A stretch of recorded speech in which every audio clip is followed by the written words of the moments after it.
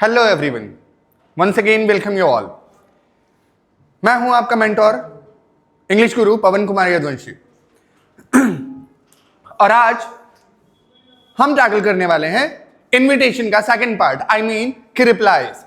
उसके पहले कल मैंने जो आपको बताया था उसके बारे में छोटा सा हाईलाइट। कल हम लोगों ने पढ़ा था फॉर्मल इनविटेशन के बारे में।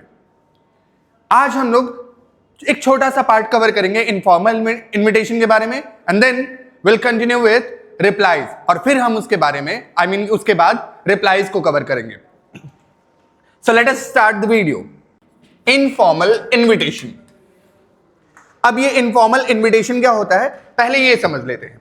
इनफॉर्मल इनविटेशन का मतलब होता है कि जब हम इनविटेशन अपने किसी फ्रेंड्स, किसी रिलेटिव्स, किसी खास शख्स को देते हैं, आई मीन कि जब हम लोग कुछ पर्सनल लेवल पे सेलिब्रेट कर रहे होते हैं। इनविटेशन का मतलब तो बहुत साफ हद तक क्लियर है कि इनविटेशन इट मींस कि जब हम कोई फंक्शन, कोई प्रोग्राम, कोई इवेंट ऑर्गेनाइज करते हैं और उसमें किसी को बुला रहे होते हैं, वो इनविटेशन होता है।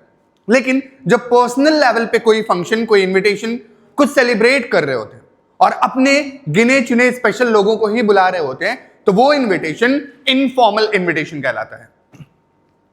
जैसे मान लो कि बर्थडे अगर ग्रैंड लेवल पे हो रहा है तो वो फॉर्मल इनविटेशन में भी चला जाएगा, क्योंकि बर्थडे को हम फॉर्मल इनविटेशन और इनफॉर्मल दोनों में लिख सकते हैं।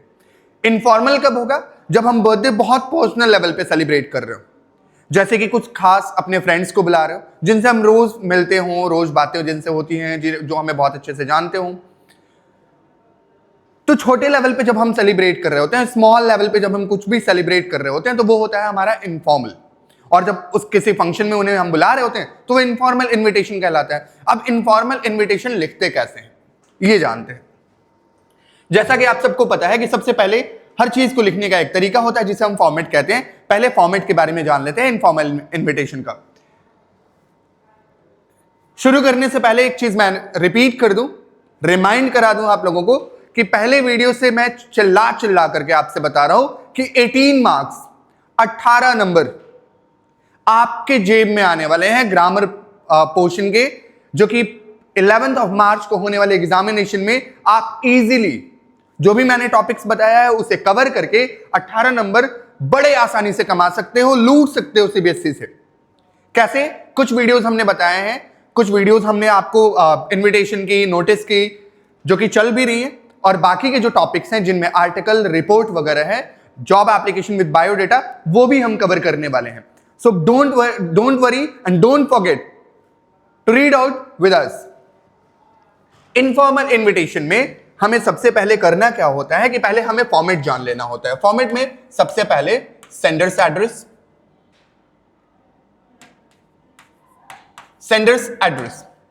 then date and then dear plus name।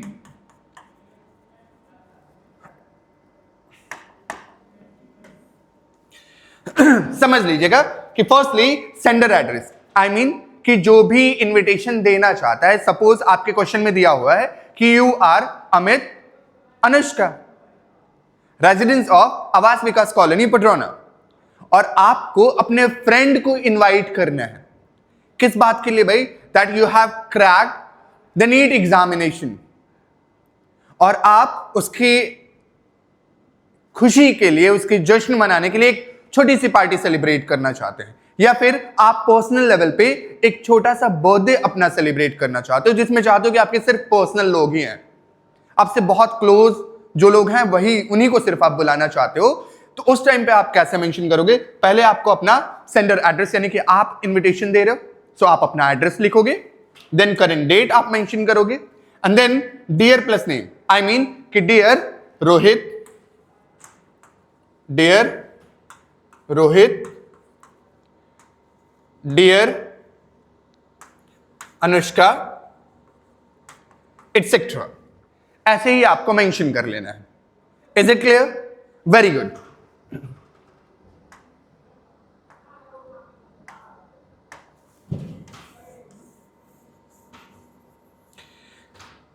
और इसके बाद आपको लिख देनी होती है बॉडी, जिसे हमें लिखना है 50 वर्ड्स में। So let us continue with example. शुरू करते हैं एग्जाम्पल के साथ कि अगर हमें किसी को इन्वाइट करना है अपने बर्थडे के लिए, कुछ पर्सनल लोगों को इनफॉर्मल वे में, so how we can write, you will be pleased to know that I have cracked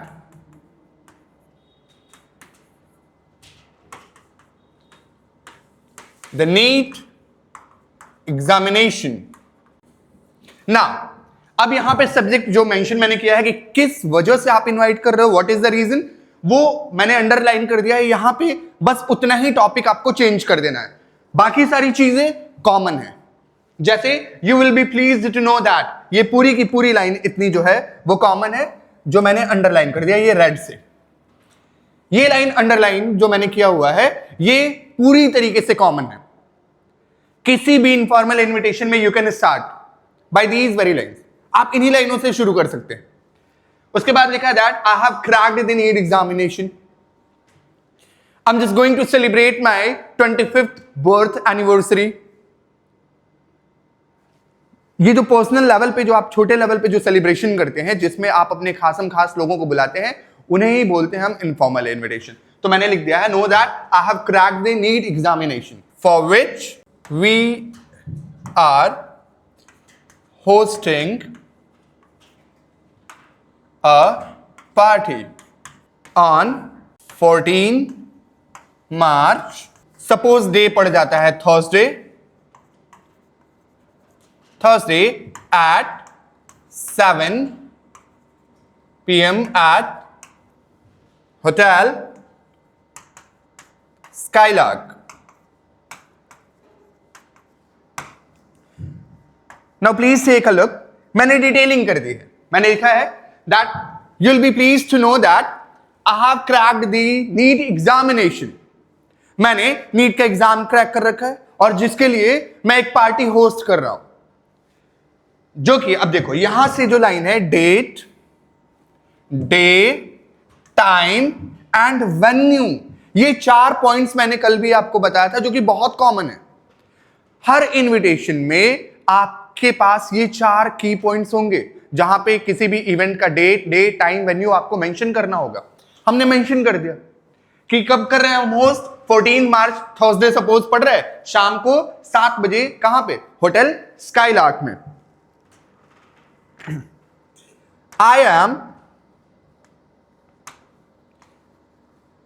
I am sure that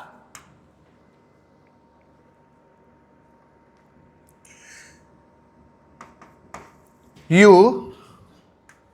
will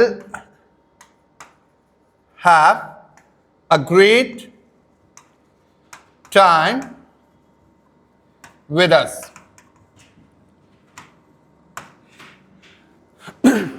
आप ये सारी बातें लिख सकते हैं that I am sure that you will have a great time with us, you will meet our formal friends over there, party में आपके पुराने दोस्त भी मिलेंगे। ये सारी लाइन लिख करके आप अपनी इन 50 वर्ड्स को कंप्लीट कर सकते हैं। इट इज वेरी कॉमन, ये सारी लाइंस पूरी तरीके से कॉमन है।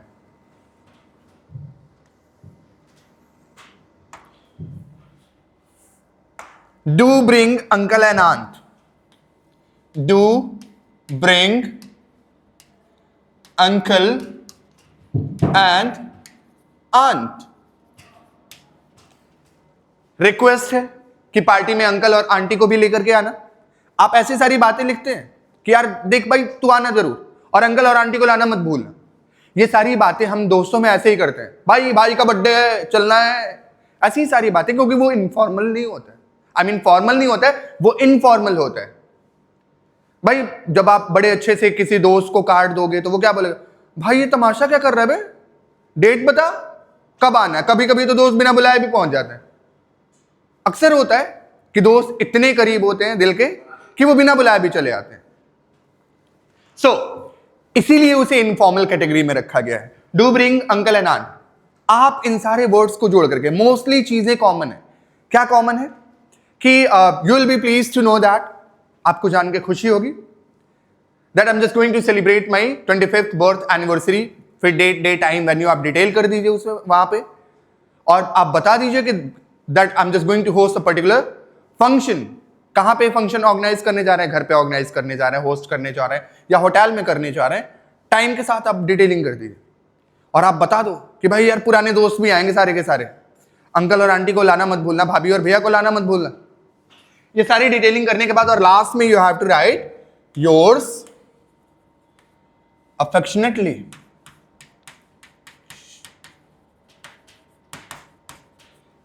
गाइस एक चीज मैं आपको थोड़ा सा रिमाइंड कर दूं, जो कि अक्सर मिस्टेक्स करते हो आप लोग। एग्जामिनेशन में योर्स हमेशा ऐसे ही लिखे जाते हैं, YOURS। अक्सर मैंने देखा है कि स्टूडेंट गलती क्या करते हैं, एस उड़ा देते हैं, या तो योर लिख देंगे या फिर यहां पे अपस्ट्रॉफी लगा देते हैं, जो कि बिल्कुल नहीं करना है। योर्स बिल्कुल ऐसे ही लिखा जाता है जैसे मैंने यहां पे मेंशन किया है, YOURS। अपस्ट्रॉफी नहीं लगनी होती है और ना ही आप एस को डिलीट करोगे, YOURS पूरा लिखोगे। योर्स अफेक्शनेटली या फिर योर्स लविंगली। इनफॉर्मल इनविटेशन में हमेशा ऐसे ही लिखा जाता है, सब्सक्रिप्शन इसे बोलते हैं, और ये हमेशा ऐसे ही लिखा जाता है, योर्स अफेक्शनेटली या फिर योर्स लविंगली। और फिर लास्ट में XYZ, whatever is your name, XYZ, जो भी एग्जामिनेशन में क्वेश्चन में नाम दिया होगा वो नाम आप वहां पे मेंशन कर लोगे। So this is the way. ये रहा हमारा format, sender's address, date, dear plus name, जो क्वेश्चन में पूछा जाएगा वो, और उसके बाद बॉडी जो कि 50 वर्ड्स में लिखनी है। नेक्स्ट वन इज कैसे हमने लिखना है। आप अपने आप से लिख लोगे, सेंडर एड्रेस लिख लोगे, बिल्कुल लिख लोगे। डेट, करंट डेट 11 मार्च, जिस दिन पेपर दे रहे हो वही डेट मेंशन करना है। डियर रोहित, जो क्वेश्चन में नाम दिया होगा, किसे इनवाइट कर रहे हो भाई? रोहित को कर रहे हो, अनुष्का को कर रहे हो, शिवम को कर रहे हो, अभिनव को कर रहे हो, शिवांशी को कर रहे हो, जिसको भी कर रहे हो सबका नाम। आई मीन सबका इकट्ठे मत लिख देना, एक नाम जो क्वेश्चन में दिया होगा वही वाला। उसके बाद कॉमन लाइन की बात करते हैं, you will be please to know that, ये कॉमन लाइन है, किसी भी इंफॉर्मल इन्विटेशन में चिपका डालो। I have cracked the NEET examination, मैंने नीट का एग्जाम क्रैक कर लिया है, मेरा बर्थडे पड़ रहा है, उसकी डिटेलिंग कर दीजिए। कर लोगे, डेट, डे, टाइम, वेन्यू के साथ बिल्कुल कर लोगे। उसके बाद आता है उसकी डिटेलिंग कर दो कि भाई उस दिन आएंगे, मजा आएगा, डांस करेंगे, पार्टी करेंगे, एकदम रापचिक, will have a great fun together, ऐसी सारी लाइनें। और अंकल आंटी को लाना बिल्कुल मत बोलना, which I have written over here, do not bring uncle and aunt, I mean do bring uncle and aunt, ये नहीं कि भूला जाना। Next one is yours affectionately XYZ। ये तो रहा हमारा informal invitation. Now coming to the next, जो कि है हमारा रिप्लाईज। अभी तक हमने इनविटेशन की बात करी, अब हम बात करते हैं रिप्लाईज की। चूंकि इनविटेशन के साथ साथ रिप्लाई बहुत एक इंपॉर्टेंट पॉइंट हो जाता है। एग्जामिनेशन में रिप्लाई भी आता है, इनविटेशन जितना इंपॉर्टेंट है उससे कहीं ज्यादा रिप्लाई इंपॉर्टेंट है। कभी कभी क्या होता है कि दोनों रिप्लाई दिया जाता है। अब रिप्लाई किस टाइप के होते हैं? तो बिल्कुल रिप्लाई भी उसी तरीके के होते हैं जैसे इनविटेशन आपने पढ़ रखा है, formal and informal, both formal and informal. इसके साथ साथ रिप्लाई पॉजिटिव भी होता है, positive reply, and next one is negative reply. इसमें भी सेम हो जाता है आपका, positive reply and negative reply.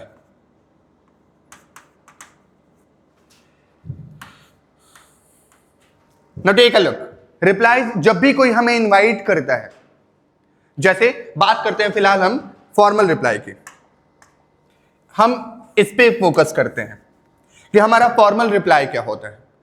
हमने मान लो कि एसपी सर को इनवाइट करा, ठीक है, कि हमारे यहाँ एनुअल एग्जीबिशन हो रहा है, एनुअल फंक्शन हो रहा है, सर प्लीज हमारे यहाँ चीफ गेस्ट बन के आ जाइए और प्लीज कंफर्म कर दीजिए कि आप फ्री हैं या नहीं।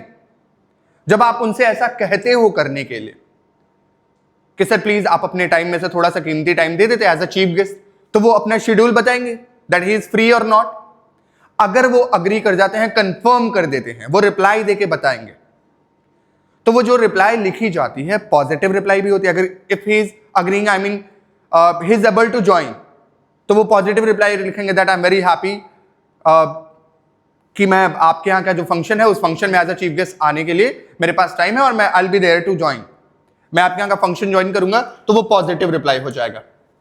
नेगेटिव, अगर पहले से ही उनका शेड्यूल कहीं ना कहीं बिजी होगा, सो ही विल रिग्रेट कि यार बड़ा ही खेद के साथ कहना पड़ रहा है कि मैं पहले से थोड़ा सा बिजी हूं और इस वजह से I will not be able to join, तो वो नेगेटिव रिप्लाई हो जाएगा। एग्जैक्टली सेम हो जाता है इनफॉर्मल के साथ। आप अपने फ्रेंड को बुला रहे हो बर्थडे में, लेकिन उसकी तबीयत ठीक नहीं है और वो नहीं आ सकता, तो वो नेगेटिव रिप्लाई हो जाएगा। और वो आने के लिए अग्री कर जाता है, तो वो पॉजिटिव रिप्लाई हो जाएगा। आई होप कि I am very clear to you. सबको समझ में आ रहा है? बिल्कुल आ रहा है। और इसी तरीके से इंस्ट्रक्शंस को फॉलो करते करते हम बड़े आसानी से इसके भी 4 नंबर लूट लेने वाले हैं। Let us start replies. Replies लिखना शुरू करते हैं। सो बात करते हैं रिप्लाईज की। गाइज, रिप्लाई बहुत इंपॉर्टेंट पॉइंट है, क्योंकि जब भी हम फॉर्मल रिप्लाई के बारे में बात करते हैं तो कुछ इंस्ट्रक्शंस बहुत जरूरी हैं समझने। जैसे फॉर्मल रिप्लाई जो होता है वो हमेशा थर्ड पर्सन में लिखा जाता है और इनफॉर्मल रिप्लाई फर्स्ट और सेकंड पर्सन में लिखे जाते हैं। जैसे मैंने यहाँ के डिस्ट्रिक्ट मजिस्ट्रेट को इनवाइट किया हुआ है कि सर हमारे यहाँ एनुअल एग्जीबिशन है, सो प्लीज आप एज अ चीफ गेस्ट आइए। अगर सर जल्दी से जल्दी कंफर्म कर दीजिए कि that you will be able to join और नॉट, तो उनकी तरफ से जो रिप्लाई आएगा सो वो कुछ इस तरीके से आएगा कि mister dash the district magistrate thanks the director of JDS international school for his or their kind invitation for the annual exhibition or annual day function of their school। यहां पे देखो जो नाम मैंने लिया या his, their, them, ये सारे थर्ड पर्सन में, ये सिर्फ और सिर्फ फॉर्मल इन्विटेशन में होता है। इनफॉर्मल में फर्स्ट और सेकंड पर्सन में होता है। जैसे आई thank you for your kind invitation but I regret that I'll not be able to join your function। ये नेगेटिव रिप्लाई हो गया इनफॉर्मल वे में। तो हम बात करते हैं पहले फॉर्मल रिप्लाई की और पॉजिटिव रिप्लाई की। एग्जाम्पल के तौर पे कुछ कॉमन लाइंस हैं जिसे बस याद कर लेना और जाके चिपका देना एग्जामिनेशन में, और नंबर यूं मिलेंगे, चुटकियों में नंबर मिलेंगे आपको।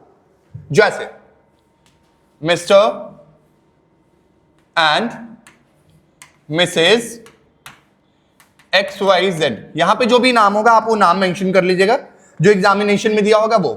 सपोज आपने किसी कपल को बुलाया है, हस्बैंड वाइफ को बुलाया हुआ है, तो वो मिस्टर एंड मिसेज XYZ जो भी होगा वो नाम आप देख लीजिएगा।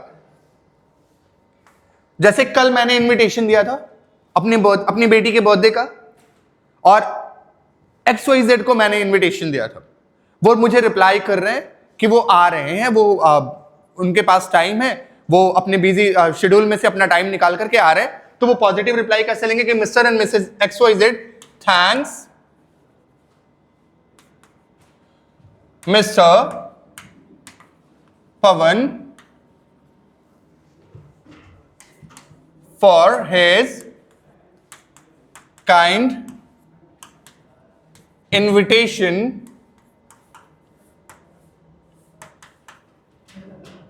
of his daughter's third birth anniversary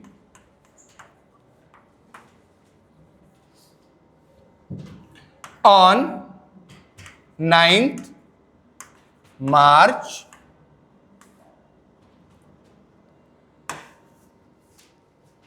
ना। अब देखिए आपको जो कुछ कॉमन लाइंस बताते हैं, mister and Mrs XYZ thank mister Pawan Kumar Yaduvanshi for his kind invitation.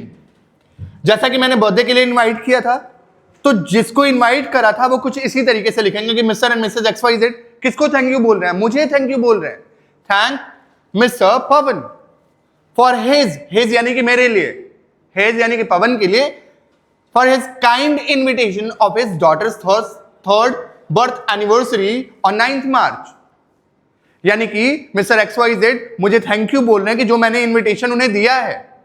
यहां पे देखो थर्ड पर्सन का इस्तेमाल हुआ है, XYZ third person, mister Pavan third person, has third person, has third person, यानी कि फॉर्मल इनविटेशन का जो रिप्लाई होता है वो हमेशा थर्ड पर्सन में ही लिखा जाता है।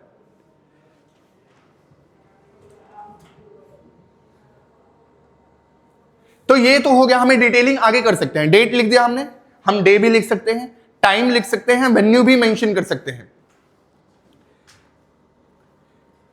And have great pleasure in accepting, चूंकि ये एक पॉजिटिव रिप्लाई लिखी जा रही है इसलिए एक्सेप्ट कर रहे हो। And have great pleasure in accepting the invitation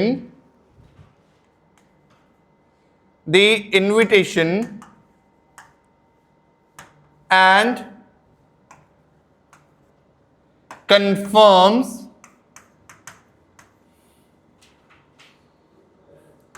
their availability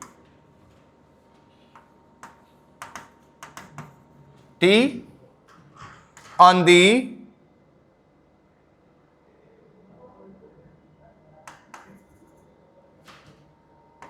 scheduled time at the venue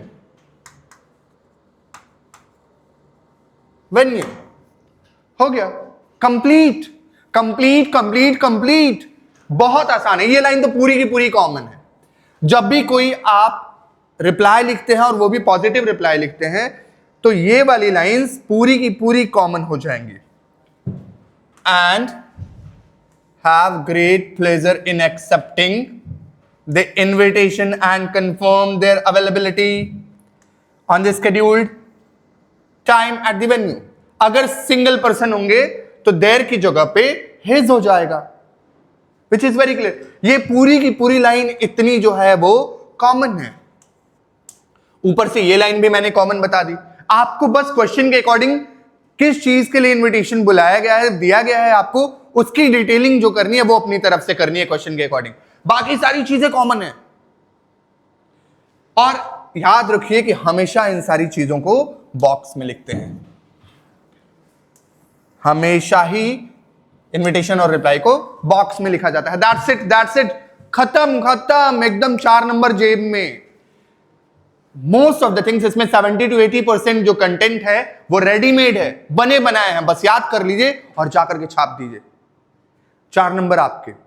लेकिन ये तो रहा पॉजिटिव रिप्लाई। फॉर्मल में भी ये पॉजिटिव रिप्लाई था।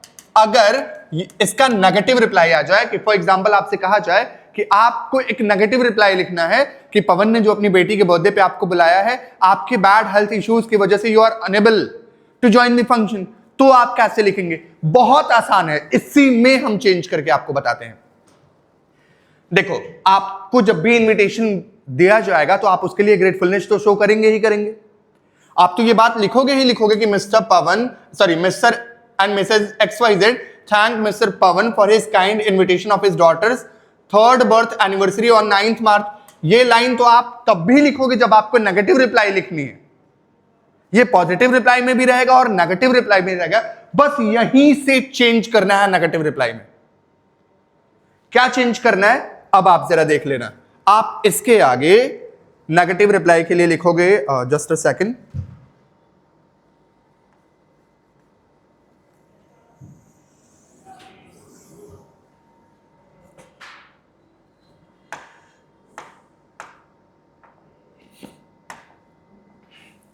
अगर हमें नेगेटिव रिप्लाई लिखनी है इसकी,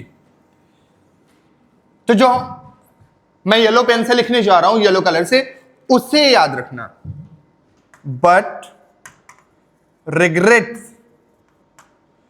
for their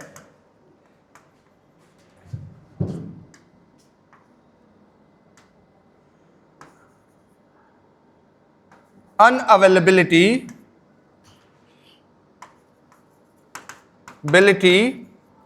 due to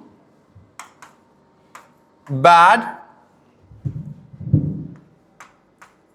health issues.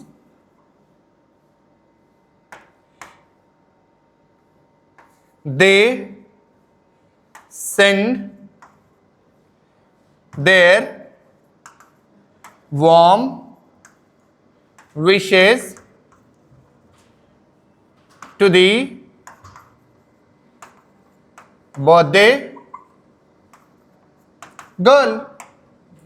इतनी लाइन आपकी नेगेटिव रिप्लाई में हो जाएंगे और ये कॉमन लाइन है, किसी भी नेगेटिव रिप्लाई में चिपका डालो. ये पूरी की पूरी आपकी है, जाके छाप के चले आओ, नंबर आपके. बस चेंज क्या करना है, जैसे बर्थडे की बात हो रही है बर्थडे वाले में चिपका डालो, शादी की बात हो रही है वहां पे बस शादी लिख दो. जैसे क्या करना है, मान लो कि नहीं आ पा रहे, हमने अभिनव और शिवांशु को इनवाइट करा कि आ जाओ मेरी बेटी के बर्थडे में, लेकिन बिकॉज कंटेंट क्रिएटर्स हैं, रुद्रा क्रिएशन चला रहे हैं बड़े लेवल पे, नहीं आ पा रहे हैं, वो कहीं बिजी हैं. तो क्यों बिजी हैं भाई, चले गए जेडीएस में शूट करने के लिए, दे आर अनअवेलेबल. तो वो नेगेटिव रिप्लाई कैसे लिखेंगे, लिखेंगे कि मिस्टर एंड मिसेस फलाने जो भी हैं XYZ thank mister Pawan for his kind invitation of his daughter's 3rd birth anniversary on 9th March. But यहां से ये लाइन कॉमन हो जाती है नेगेटिव रिप्लाई के लिए. But regret for their unavailability, नहीं आ सकते. बड़े दुख की बात है कि वो अनअवेलेबल हैं उस दिन. क्यों भाई, due to bad health issues, due to prior schedule, due to prior wedding ceremony, due to prior engagement ceremony, जो भी रीजन होगा वो रीजन मेंशन कर देंगे प्रॉपर तरीके से. और एक चीज जो सबसे ज्यादा जरूरी है, ये लाइन जो मैं अंडरलाइन कर रहा हूं, दे सेंड देयर वार्म विशेस. अगर आप किसी भी इनविटेशन पे नहीं जा पाते हैं तो आप अपने विशेस जरूर भेजेंगे. ये लाइन आपको बिल्कुल लिखनी है, दैट ही और शी या फिर they send their warm wishes to the birthday girl, to the newly married couple.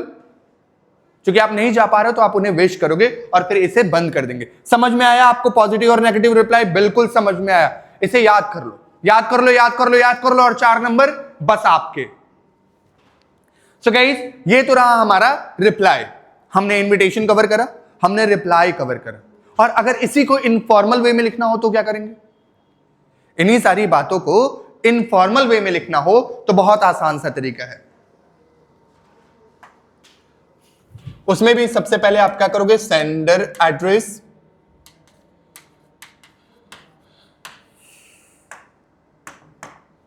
Date, उसके बाद फिर वही डियर अभिनव, समीर, जो भी नाम है, या फिर शिवांशु, जिनके भी नाम आपको याद आ रहे हैं. Dear Kartikeya, dear Rajesh, dear Ved, जो भी आपके फ्रेंड, जिनका भी नाम आपको समझ में आ रहा है, जिनके लिए लेटर लिखना है, समझ में आ रहा नहीं, बल्कि जिनके लिए आपको रिप्लाई लिखनी है, जो एग्जामिनेशन में आएंगे, एग्जैक्टली उनका नाम लिख दीजिए. और उसके बाद फिर बॉडी आ जाएगी डायरेक्ट. क्या लिखोगे? आई am very happy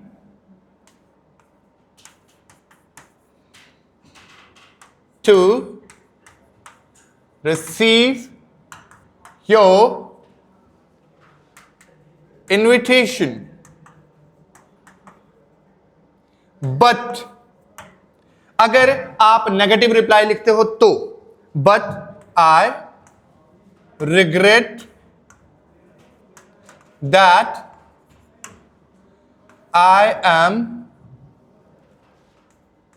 unable to join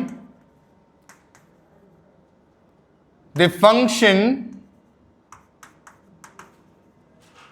due to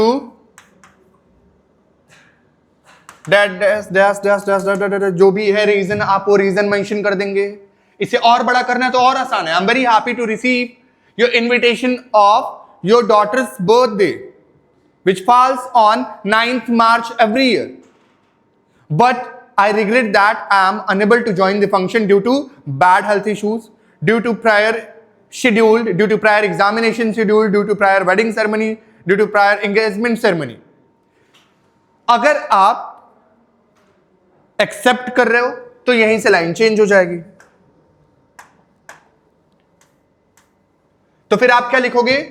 happy to receive your invitation and have pleasure to confirm that I will be able to join the function on the scheduled time. That's it. और एक चीज जो मैंने अभी आपको बताया था, अगर नेगेटिव रिप्लाई लिखते हैं तो आपको विशेस भेजनी पड़ेंगी. I send my warm wishes for your daughter. ये सारी बातें आपको लिखनी पड़ेंगी और लास्ट में योर्स अफेक्शनेटली, योर्स लविंगली, आपका रिप्लाई कंप्लीट. सो गाइज, ये रहे हमारे फॉर्मल और इनफॉर्मल रिप्लाईज, पॉजिटिव और नेगेटिव दोनों. आई होप कि आपको इन सारे वीडियोस से 8 मार्क्स के पूरे कंटेंट मिल चुके हैं, जहां पे आप नोटिस, इनविटेशन, रिप्लाई, पॉजिटिव और नेगेटिव दोनों ही टैकल करने वाले हो और 8 नंबर लूट के आने वाले हो. सो आज की क्लासेस में बस इतना ही. मिलते हैं अपने नेक्स्ट वीडियो में, जिसमें हम कवर करेंगे job application with biodata, article and report writing. Till then, मैं आपका mentor Pawan Kumar Yaduvanshi, English guru from KSS study point. Thank you.